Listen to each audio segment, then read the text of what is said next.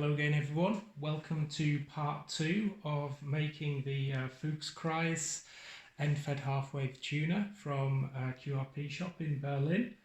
As promised, in part 2 we're going to look at winding the toroids, and as you can see on the table I've got all the tools I'm probably going to need for winding the toroids. I'm going to go through them just quickly. First and foremost, we've got a set of helping hands, which you absolutely must have. Don't try and do this without them. I've got a pair of forceps, a pair of fine scissors. I've got a permanent non-water soluble marker. This can come in handy for actually marking the windings. If you have a great number of windings to do, you can mark every 10th winding. It just helps you keep track of things. I've got a special PCB kind of screwdriver thing. It's for adjusting capacitors, and this is very useful, but in this case I'm going to be using it for just organising the windings on the toroid and moving them about if they're not quite where I want them to be. It's best to have something made out of plastic or soft and not metal. We don't want to damage any insulation, which I'll come to in a minute. I have some desoldering braid. If you're reusing switches, you're going to need to clean them up a bit, so desoldering braid is important. I've got my wire cutters. I've got my flat nose pliers there, which would be useful. Soldering iron, toroids. I've got some masking tape here just in case. Then the reason for the delay in making this video is I had to wait for this to come through. It's glass cloth electrical tape for winding the toroids, providing some more insulation, and costs an arm and a leg. I had to order it specially. We'll come to that in a minute. If you cannot get hold of that, you don't have to use this, but you can always use just some normal insulation tape. I've got a Stanley knife, soldering iron, solder. I've got my enamelled wire, a paintbrush, my rotary switch, and some polyurethane insulating varnish, spray-on varnish, which we'll be using to actually finish the windings. And then we come here. As you can see, I've got a hobby vise that clamps on the table, and I've got a pen. What's very important here is that this pen has a rubber finger grip here, which is also very good for gripping toroids. Yeah? The toroid just sits nicely on there. And of course the rubber provides just the right kind of pressure on the wire on the inside of the toroid, and that works well. I've actually made it a bit thicker by putting some masking tape on the inside, and then I just slipped the rubber grip over the top, so it's just a bit fatter. If you go to a stationery store, take your toroid in your pocket and play around, you'll usually find something that you can modify so it's got a nice good grip there. Okay, so that's all my everything that I'm going to need, I think, roughly speaking, to wind these toroids. The first consideration is the voltage. Because this is an end-fed tuner, you're going to get some very high voltages over these toroids. Perhaps if you use the full 15 watts with a KX3, perhaps even in excess of 300 volts. So we definitely want some insulation around these. We want to be careful not to damage the enamel wire as we're winding it, because you're going to have to create the taps. Will require quite a bit of tension on this wire, so it can get damaged, and of course the enamel coating on our toroid can get damaged with that kind of tension. So what I did is I decided, we're going to go no expenses spared. I bought this glass cloth electrical tape from Scotch. Like I say, it costs an arm and a leg, but it creates a very nice finish. You get lots of it. And I've already wrapped some of my toroids. We're going to be looking at L1 and L2. Oh, before I go any further, of course, you will need your instructions for winding this, so don't forget those.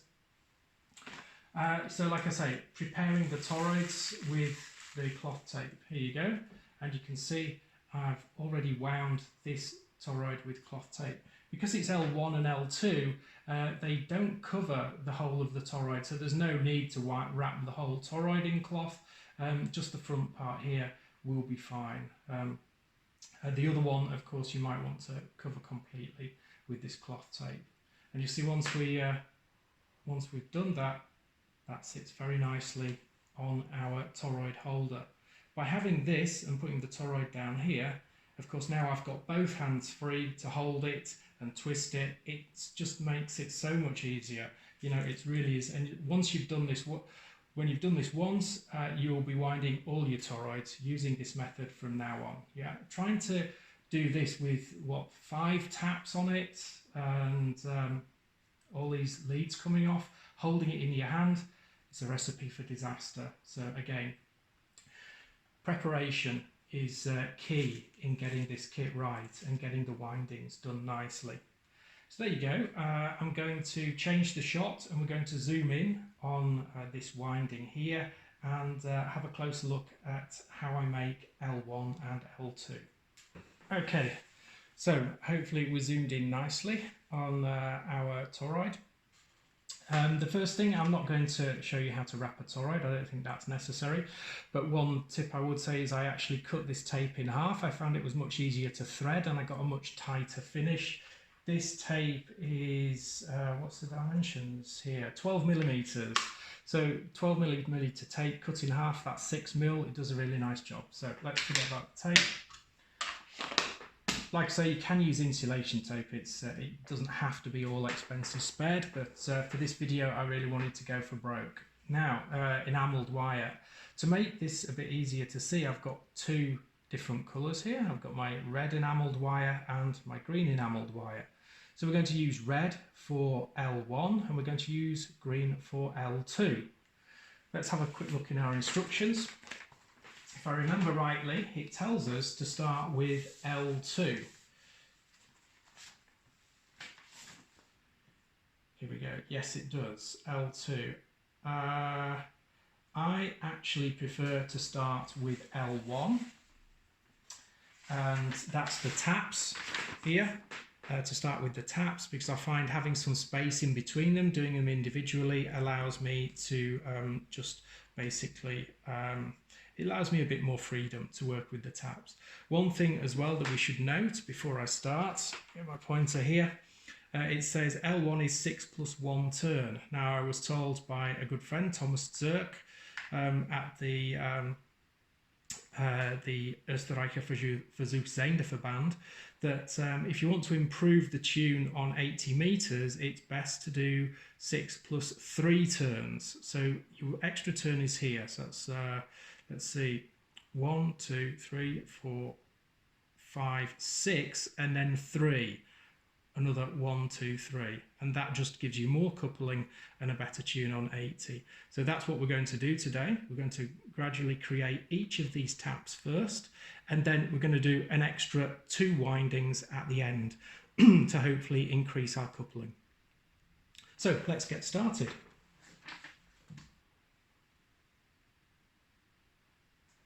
Okay, what you can see here is the first turn I'm going to do for L1. This actually goes to the ground, BNC ground, and then at the other end we're going to go to pin 6 on our switch, and we're going to have 5 taps in between. So what I always like to do is I always have every turn is just once through the inner core, so that counts as 1 turn. Okay, and we're just going to pull it up. I like to use these flat nose pliers. Just hold it here and put a bit of tension on. Pull it there and then pull it up to the top of the winding there. So the first loop is actually going to come straight here on this. So what we're going to do is we're going to unravel all our wire.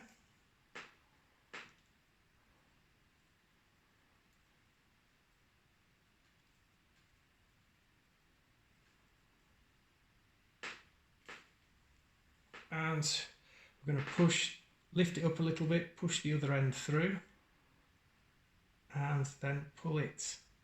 So we've got a loop here, because this is our first tap. Here we go.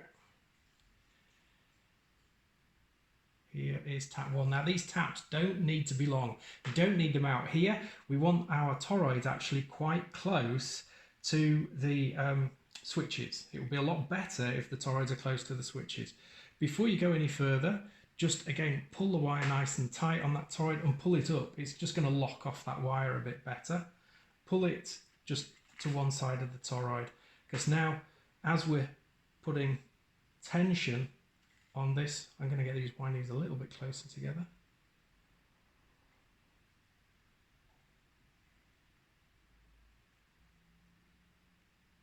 There we go. As we put tension on this, it stops the wire slipping. So, very simple. Just get your finger through the loop, pinch the two sides here together, and as you do, twist it.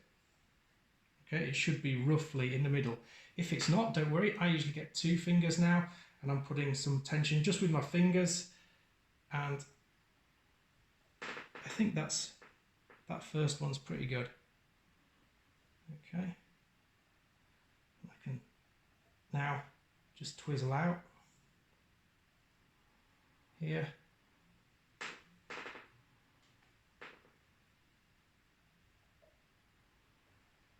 And form the first tap.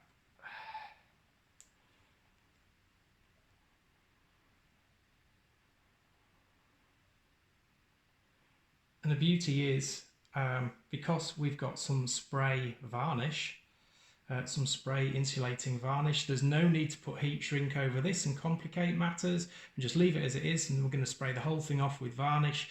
The varnish is good for about 30 kilovolts of insulation, so I don't think it's really going to be a problem once we've finished this. There's no need to go bonkers using your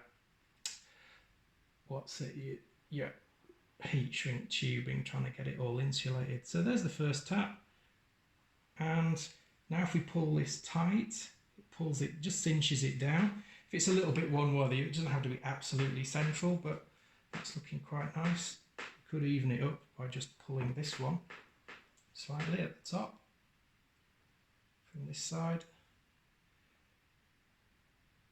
There we go, and that's just pulled it down a bit. So we can put a bit of tension on because we're using our spray insulation. So that's the first tap there. I'm going to go ahead and create the other 5 now, the other 4 taps, just in exactly the same manner. Push the wire, take the wire here, lift your toroid slightly, push the wire through, push it down to kind of lock the wire in place in the position you want it.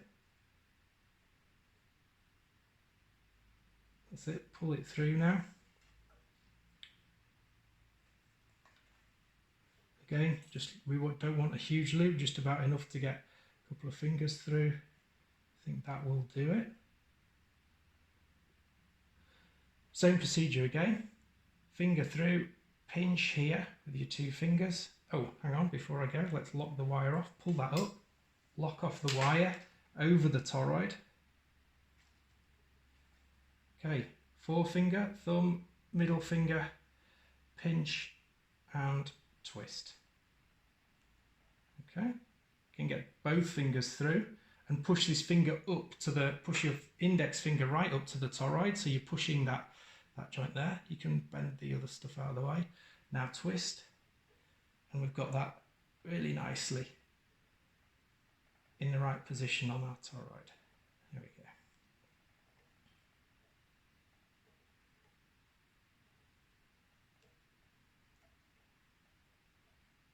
So I'm probably going to pause the video now while I do the other 3 and the final 3 windings. Remember, we're going to do 6 plus 3, not 6 plus 1. Okay, here we are. The first winding L1 is now finished. So we have in order, we have the ground from the BNC, pin 1, pin 2, pin 3, pin 4, pin 5, and then 3 windings and pin 6. And we can clip this off now. Pin 6 doesn't need to be terribly long because the switch is going to be quite close by. But I like to leave a fair bit on the others. And we're going to start with L2. L2 is very easy now because we simply wind it in between, in phase with the windings of L1. In phase means that it must follow the direction of the windings through the actual toroid. So we can't go, say, down in this direction. We have to go down through the toroid, going anti-clockwise and follow it. And here's my green wire. Hopefully this will make everything look a bit clearer. The first one actually will go, if I turn this round, it's running parallel to L1 and it starts outside L1 here, I believe. This is going to go to, so this connection that I'm doing now is going to go to pin 12. Let's have a look.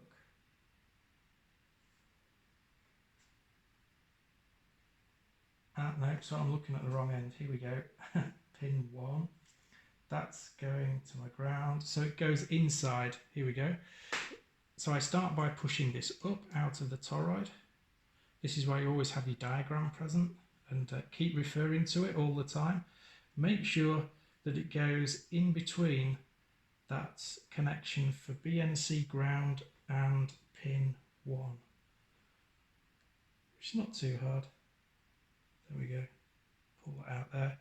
This is quite a long one. This is going to, what is it? No, it's going straight to the capacitor. This is going to your variable capacitor. So it can be a bit fiddly, making sure these windings go absolutely in between the windings of L1. That's my variable capacitor. That's coming out. And now this one, as you can see, it's going between the tap 1 and 2. So it's come out. Hopefully you can see that just there. No taps on this. Just follow the windings right the way around until you come to the other end. Remember, it's just 7 turns. So that's our first turn. To make this easier, I'm just going to snip this little twisted end off. Straighten out our wire.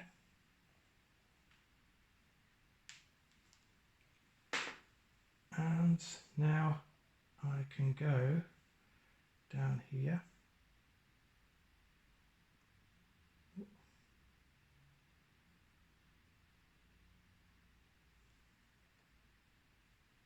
And come out between 2 and 3.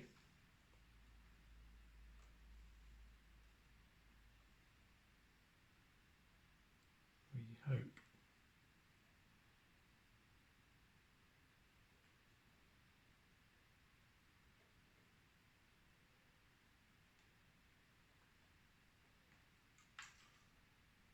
Okay, put some tension on. Don't need a huge amount here because these are not like the taps where it has to be nice. It doesn't have to be quite as tight. But I am just going to grasp the end here and pull a bit harder. Right, that's locked off. I'm just going to lock it off over the toroid. Before I go any further, I just want to inspect inside and make sure that these windings really are following where I want them to go and not crossing the wires. I mean, it's not a huge issue, but it's always nice to make absolutely sure. So that's going there. Good. This looks all okay. Yeah, this is okay. So slip it back on my holder and push the wire down for the next one. Okay, I've actually now finished L1 and L2. Hopefully the green and red give a bit more contrast, and you can see they're both parallel. So here's green and red goes in, and then green and red comes out exactly in phase from underneath here. Now I can take my little tool here. If there's any little awkward bits around the toroid, of course I can neaten it up with this tool. Just push the windings about, but I don't really think it needs much. I think it's looking really nice. So I'm just going to finish that off. Let's see this end one, which comes out here. This is a long one. This is going to pin 12 on our upper switch. So I'm going to leave this a bit longer, so I've got plenty to play with. There we go. So a nice long tail there. And that basically is how it's done. Okay, before we leave winding the toroids completely and look at soldering them to the switches. I just wanted to check L3 on this unit I'm repairing, make sure it's got the right number of turns, and tighten some of them up a bit. So I tightened the 32 windings here, and I tightened up the first 8 windings. This is still a little bit loose between the 2 taps. I didn't want to go and do it all, but it will certainly hold a lot more firmly now. So I've just had a look at those, and then I counted them. You can see, maybe you can see just on the outside, I've marked with this permanent insoluble marker just every 10th winding, just to get it absolutely right. And when you are counting windings, I would recommend a magnifying glass of some description. That makes life a lot easier. So that's it, that's all my windings. There is L1 and 2 and L3.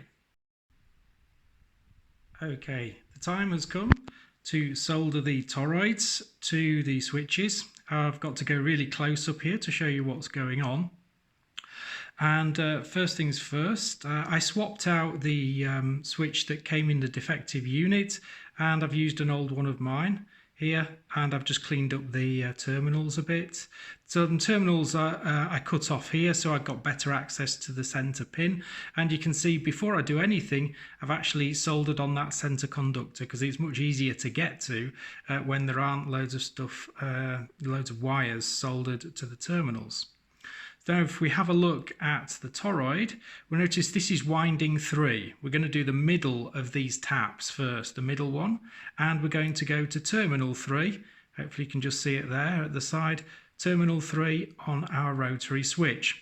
And all the ones that are going to go above 3, so there's 4 and 5 here, I've bent them out towards me, towards the side they're going, and all the ones that are below, obviously I've bent them in the other direction, going towards 1 and 2. So everything's out of the way. You can notice that 3 I've just simply bent up a little bit and then down, and instead of putting one wire through a hole in the terminal, which I think is actually a very bad way to solder it, I've just bent it down, tinned it nicely, got a nice fillet of solder on number 3, and I'm just going to solder them straight together and with a nice big fillet of solder.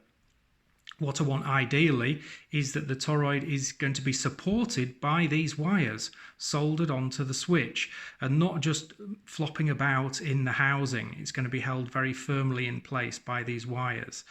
So we don't want to just put one wire through here and solder it.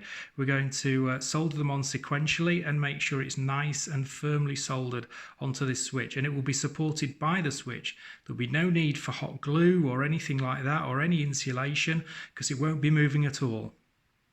So I'm going to turn the camera off just a moment, solder it, and then we can look and see what's happening. Okay, there you can see that terminal 3 is now soldered. I've got a nice generous solder fillet that will hold it securely in place, but I'm not bridging to any of the adjacent pins. So now I can go ahead and just carefully form into shape each of the other taps and solder them in place in exactly the same way that I've done with terminal 3. So I'm going to pause, and then we'll come back and have a look at it when that's done. Okay, hopefully now you can see the toroid all soldered onto the switch. If I get right in there, close up, try and focus a bit more, there we go. So we've positioned all the wires nicely. The toroid is now actually supported by those solder fillets. Each one has a nice, good, strong solder fillet, but there's no bridging, there's plenty of gap in between them, and we're going to deal with any insulation issues with our polyurethane varnish. So that's it. That's the main coupling toroid. Okay, here we are, and we've now finished both the coupling and the inductance toroid and soldered them to the switches. Here's the inductance toroid. Have a look down on that. See how I've attached it there, and then there is the coupling toroid.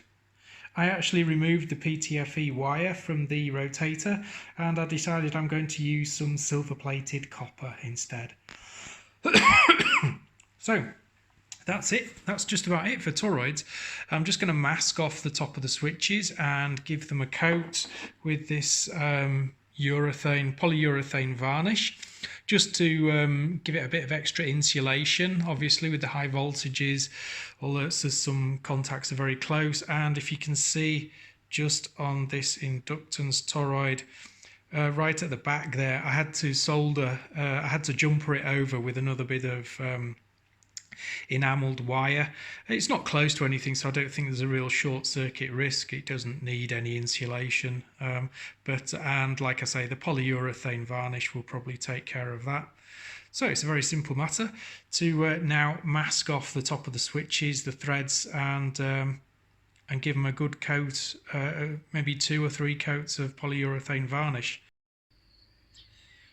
Here we are at the final section of part 2.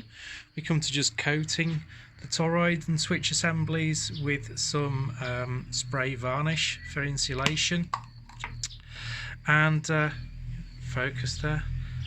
Maybe you can see they're already nice and shiny. I've given them 1 coat, hung them on a piece of wire, then I turned them round.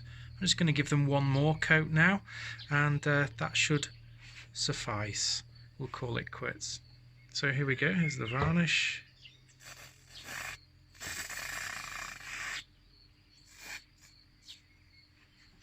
Let's go around here.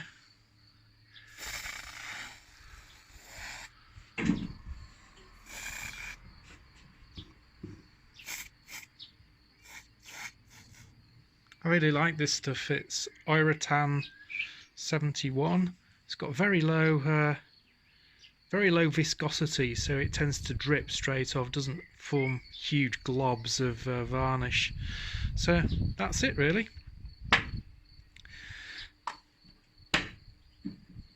In part 3 we're going to look at the final assembly and prepping all the components to actually be soldered in place in the enclosure. So until next time, bye for now.